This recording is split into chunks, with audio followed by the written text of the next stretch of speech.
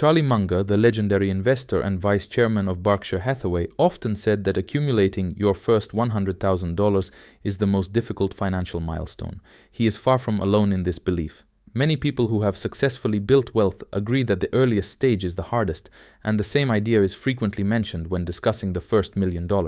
Once you reach $100,000, the next milestones tend to arrive much faster. Before you realize it, your net worth grows to $200,000, then $300,000, and even $400,000. After crossing the $1 million threshold, the second million often feels surprisingly close, taking only a fraction of the time required to reach the first. This idea can be comforting for anyone who feels that their financial progress is slower than expected. But what exactly causes this acceleration? Let's explore why reaching the first $100,000 takes a disproportionately long time, and what practical steps can help you shorten that journey and build wealth years earlier. My name is Gary, and I focus on teaching people about money, personal finance, and investing. If you want to improve your financial future, consider subscribing and liking this video if it brings value. One of the biggest barriers is simply getting started with investing. For many people, investing never feels urgent and is constantly postponed. Before they know it, years have passed and they're wondering how retirement will ever be possible. Most people say they'll invest once they earn more money. Saying you'll invest when you have more money is like saying you'll add wood to a fire once it starts producing heat. People don't invest because they're rich. They invest because they want to become rich. Risk is another common excuse. Almost everyone knows someone who avoids investing entirely because they believe it's too dangerous. As with many things in life, the first step is the hardest. When the goal feels distant, it's easy to delay action indefinitely.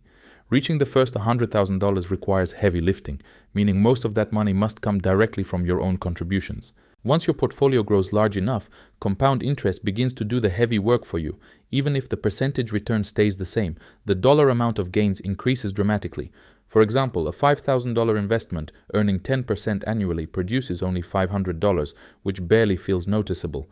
That amount could easily be earned by working a few extra hours, making it feel insignificant. However, a $100,000 investment earning the same 10% generates $10,000, which starts to feel meaningful. At $1 million, a 10% return equals $100,000 per year, which exceeds the annual income of many full-time jobs. Seeing this level of growth is incredibly motivating. Many people say that once they hit $100,000, they can finally feel real momentum. Once the financial snowball starts rolling, its speed increases rapidly.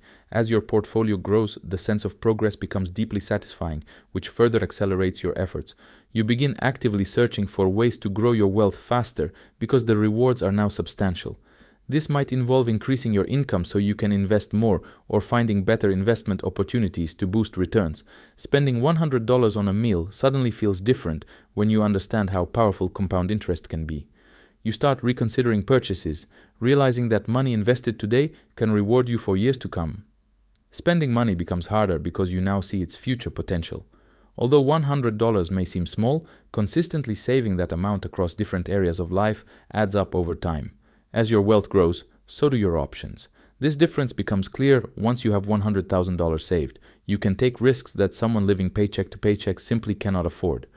This could include switching to a job with higher long-term potential but unstable income, or starting a business without financial fear. Savings give you flexibility, confidence, and access to opportunities that would otherwise be out of reach.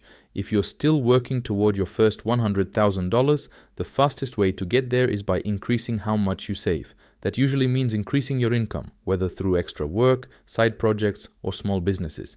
Be mindful of unnecessary expenses and remember that this level of discipline is temporary.